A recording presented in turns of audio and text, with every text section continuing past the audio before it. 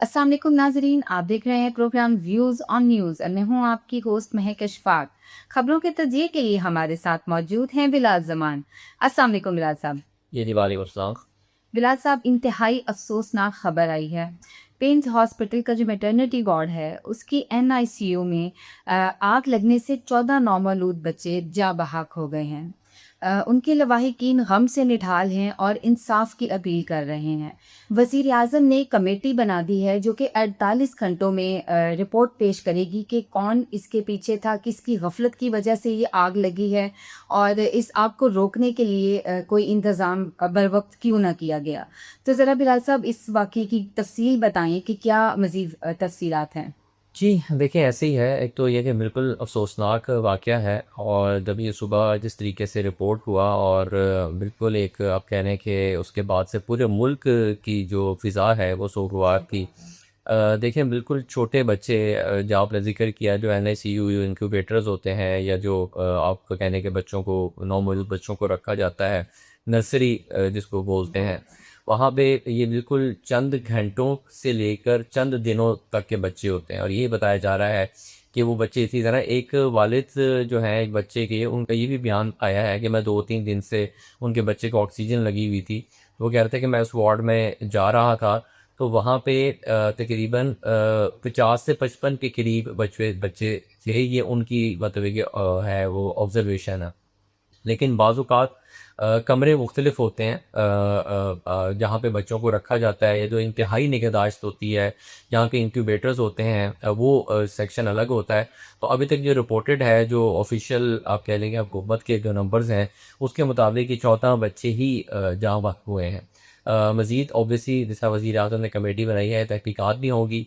तारिक फज़ल चौधरी जो कि वज़ीर पार्लिमानी अमूर हैं, वो वहाँ पे पहुँचे। वज़ीर-ए-आज़म ने वज़ीर सेहत मुस्तफ़ा कमाल को वहाँ पहुँचने की हिदायत दी, वो भी वहाँ पे पहुँचे।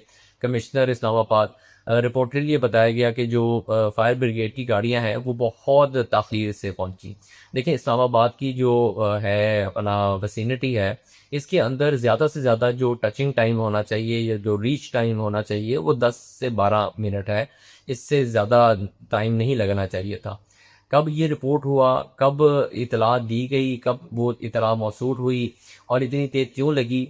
जो तारिक फ़ज़ल चौधरी साहब ने, जो वज़ीर पार्लिमानी अमूर हैं, जो उन्होंने रिपोर्ट किया, उनकी इत्तलात के मुताबिक, या जो एक आप कह रहे हैं इब्तदाई रिपोर्ट जो हॉस्पिटल ने खुद लॉन्च की है, जारी की है, उसके मुताबिक एयर कंडीशनर जो था उस वार्ड का, उसके अंदर आग भड़क उठी। और क्योंकि इंक्यूबेटर्स और वो जो सारा होता है, उसके वहाँ पे पाइप्स मौजूद होते हैं, इसके अंदर ऑक्सीजन होती है। यानी कि बुनियादी तौर पे वो बच्चे जो कि ऑक्सीजन की कमी का शिकार होते हैं, उनको इंक्यूबेटर्स के ज़रिए रखा जाता है, और ऑक्सीजन की कमी उनकी पूरी की जाती है, जब तक उनके फेफड़े इतने काबिल नहीं हो जाते, इतने स्ट्रॉन्ग नहीं हो जाते कि वो खुद प्रॉपर तरीके से साँस ले सकें। तो अनफॉर्चुनेटली वो जो ऑक्सीजन, ज़ाहिर बात है, आग और ऑक्सीजन का कॉम्बिनेशन ऐसा है कि कहीं पे भी अगर आपने उस आग को फैलाना है, अगर आपने कंटेन करना है, तो ऑक्सीजन की सप्लाई रोक दें, और अगर बढ़ाना है तो ऑक्सीजन की सप्लाई आप जितनी तेज़ी से उसको देंगे, आग उतनी स्पीड से बढ़ के आएगी। तो वो जब पाइप ब्लास्ट हुए हैं, और फिर उससे ज़ाहिर बात है जो उससे ऑक्सीजन जो जारी होती है, वो जिस स्पीड से लीक हुई है, तो कहते हैं कि चंद लम्हों के अंदर कि किसी को मौका तक नहीं मिल सका। गफलत देखें अपनी जगह पे है, बाज़ औक़ात जो शॉर्ट सर्किट होता है वो किसी की गफलत या उसके मतलब लापरवाही का नतीजा नहीं होता। उसके बाद जो रिस्पॉन्स होता है वो डिपेंड करता है कि हाँ, क्या वो मेजर्स जो लिए जाने चाहिए थे, जो रिस्पॉन्स टाइम होना चाहिए था, जो वहाँ पे अंदर अस्पताल की अपनी इंतज़ामिया है, वहाँ पे वो कितनी मुतहरिक हुई, वहाँ पे अंदर जो फायर ब्रिगेड के जो आलात होते हैं, फायर एक्सटिंग्विशर्स होते हैं, वो कितने मौजूद थे, उनको बर वक़्त इस्तेमाल में लाया गया, नहीं लाया गया, कितनी आग बुझाने की कोशिश की गई, बच्चों को बचाने की कितनी कोशिश की गई। ज़ाहिर बात है जिस लेवल की आग बताई जा रही है, जिस तरीके से वो आग भड़की थी, और जितना वो छोटा कमरा था, उसके बाद फ़ील जो है ना वो ये होता है कि पॉसिबल नहीं था कि वहाँ जाके किसी को बचाया जा सकता। फॉरेन मीडिया ने जो रिपोर्ट किया है उसके मुताबिक एक ये जो वार्ड था ये क्या कहते हैं अपना लॉक नहीं था, और ये रिपोर्ट्स भी सामने आई कि शायद उस वार्ड को लॉक किया गया था, और लॉक ना खुलने की वजह से या बर वक्त जिस शख्स के पास चाबी होती है उसके ना आने की वजह से ये मतलब कि रेस्क्यू नहीं हो सका या आग नहीं बुझाई जा सकी, ये भी रिपोर्ट हुआ था। तो उसकी क्लैरिफिकेशन ये आई है कि नहीं, ये लॉक्ड नहीं था, क्योंकि सरकारी अस्पतालों के अंदर सिर्फ इस्लामाबाद नहीं बल्कि पूरे पाकिस्तान के अंदर बहुत सारे बच्चे चोरी होने के वाक़यात पेश आते हैं।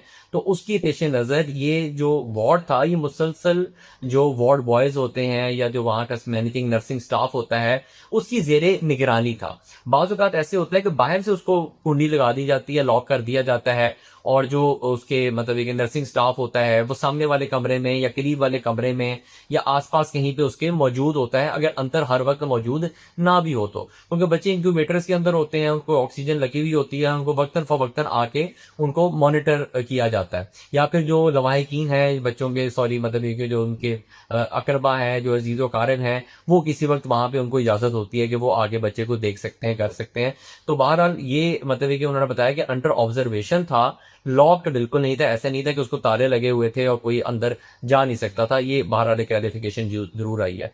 इससे पहले एक अफसोसनाक वाक़या आपको याद होगा 2020 में भी पेश आया था, जहाँ पे पेशावर का जो एक हॉस्पिटल था, खैबर हॉस्पिटल गालिबन, उसके अंदर भी ऑक्सीजन की बर वक्त सप्लाई ना आने की वजह से कुछ बुजुर्ग खवातीन, 2020 का पीरियड ये वो पीरियड है जो कोरोना आपको गया, तो कोरोना के अंदर भी ये बहुत ऑक्सीजन इस्तेमाल होता था, वो लगाई जाती थी। रिपोर्टेडली 7 मरीज जो थे वो ऑक्सीजन ना मिलने की वजह से, वहाँ पे बच्चे नहीं थे, वो थोड़े अडल्ट थे, लेकिन तब उस वाक़े की भी बड़ी मतलब की इंक्वायरी वगैरह हुई थी। और जहाँ तक ये आग लगने के वाक़यात हैं तो ये तो रिपोर्टेडली पाकिस्तान के कई हॉस्पिटल्स में कई मरतबा कई जगहों पे, मैं अगर लिस्ट पूरी आपको गिनवानी शुरू करूँगा तो शायद वो कम पड़ जाए कि कहाँ कहाँ पे किस किस वक्त इस तरह के वाक़यात पेश आए हैं। लेकिन इतना अफसोसनाक वाक़या इससे पहले पेश नहीं आया था। तो अब वज़ीर आज़म, मैं मतलब कि बड़ी माज़रत के साथ और अफसोस के साथ ये बात कहनी पड़ती है, 2 चीज़ें मैं उनका इज़हार यहाँ पे करना चाहूँगा। पहली बात तो ये है कि वज़ीर आज़म ने फौरी तौर पे सेक्रेटरी हेल्थ को जो है ना वो मुअत्तल कर दिया, उनको मतलब उनसे इस्तीफ़ा ले लिया। सेक्रेटरी हेल्थ इस सिचुएशन में क्या कर सकता था? यानी कि जो सेक्रेटरी हेल्थ है इस्लामाबाद की हद तक वो हॉस्पिटल्स की निगरानी करना, मामलात को देखना करना, लेकिन यहाँ पे कोई ऐसी गफलत समझ में नहीं आ रही या नज़र नहीं आ रही कि जिसका डायरेक्ट ताल्लुक सेक्रेटरी हेल्थ के साथ हो। सेक्रेटरी हेल्थ के मतलब कि तब आ सकता है कि जब उन्होंने कोई चीज़ सैंक्शन करनी थी, कोई उन्होंने हिफाजती आलात की पिम्स अस्पताल की जानिब से कोई रिक्वेस्ट आई हुई थी, कोई इक्विपमेंट उनको चाहिए था, कोई आप कह लें कि मेडिकल इक्विपमेंट, कोई एमआरआई की मशीन, कोई सीटी स्कैन की मशीन, वटएवर, कोई भी उनको मामला जो है ना वो चाहिए थे, और वो बर वक्त ना होने की वजह से, सेक्रेटरी साहब के डिले करने की वजह से या उसको आगे रिपोर्ट ना करने की वजह से कोई ऐसा वाक़या होता तो फिर सेक्रेटरी हेल्थ उसके जिम्मेदार होते। इसी तरीके से पीपल्स पार्टी वो मुतालबा कर रही है कि अब बहुत हो गया, जो वज़ीर सेहत हैं वो इस्तीफ़ा लें। यानी कि अब वज़ीर सेहत का इस सारे वाक़े के साथ क्या ताल्लुक होगा?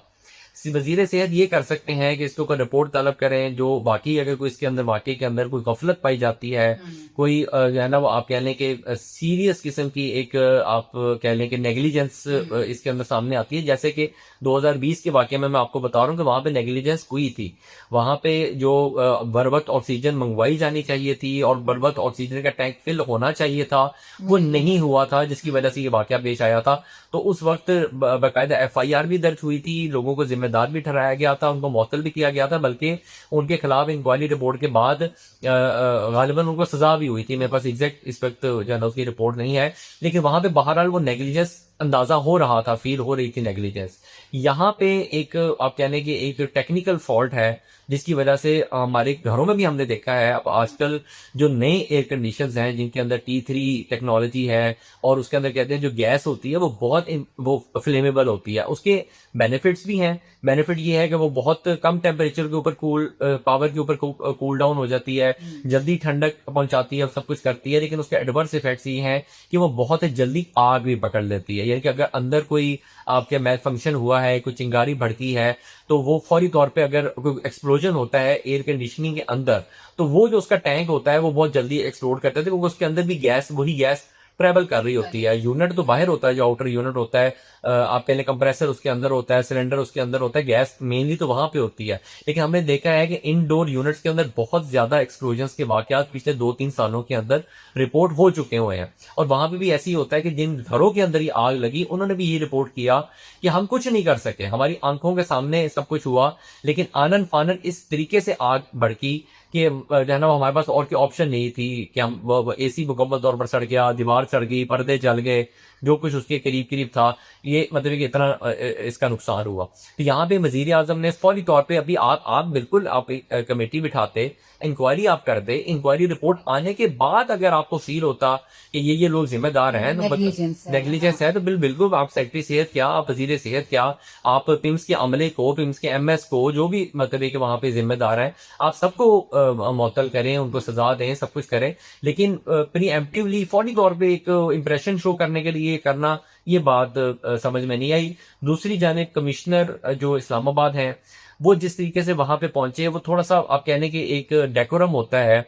जब आप किसी जगह पे अफसोस करने के लिए जा रहे होते हैं, तो हमारे यहाँ पे जो बाबू कल्चर है, वो जिस तरीके से गाड़ी से उतरे, सूट बूट पहना हुआ, टाई शाई लगी हुई, वो लग नहीं रहा था कि आप अफसोस करने के या अफसोस वाले माहौल के अंदर आप आए हैं।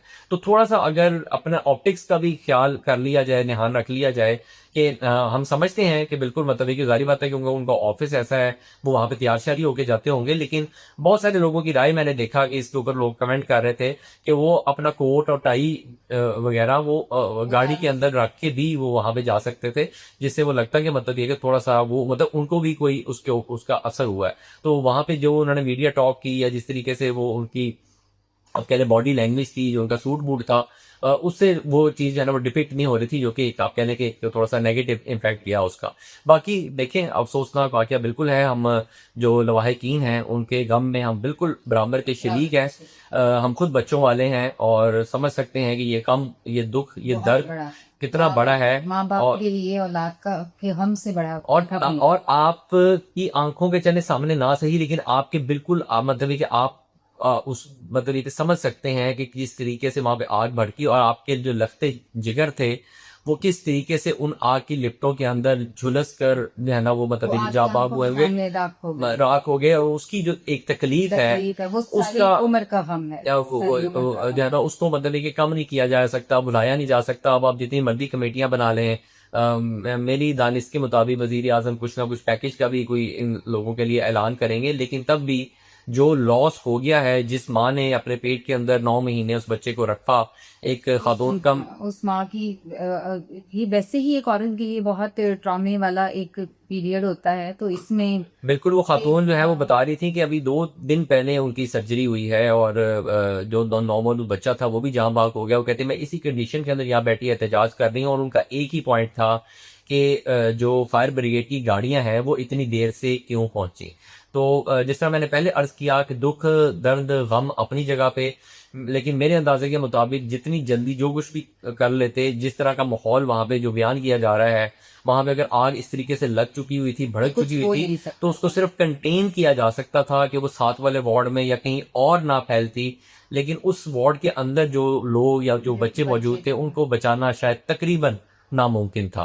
तो बहरहाल अफसोसनाक वाक़या है। अब देखते हैं कि वज़ीर आज़म की जो कमेटी है वो 48 घंटे में अपनी क्या रिपोर्ट इसके ऊपर पेश करती है। अल्लाह पाक उन बच्चों के माँ बाप को सब्र जमील अता करें। हम उनके साथ उनके गम में बराबर के शरीक हैं।